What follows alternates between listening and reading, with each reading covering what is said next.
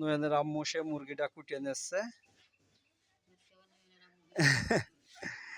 নদীর তো আপনারা সবাই চেনেনই, আজকে ছেলের নাম বললাম। ছেলে তো বড়, আসলে নদীর সবসময় বেশি ডাকা হয়, ওই জন্যই নদীর আম্মুই করা হয়। তে এই যে মুরগিটা কুটিয়ে নিচ্ছে, কুটে গাবলায় রেখেছে, এরপরে মাছ কুটপা, তাই তো? মুরগিটাকে কেটে নিচ্ছে। মুরগি কি রান্না করবা?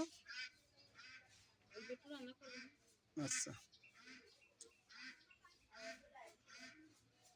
এই যে মুরগিটা রান্না করবে 3 কেজি। আচ্ছা, 3 ভাগ করে নিই।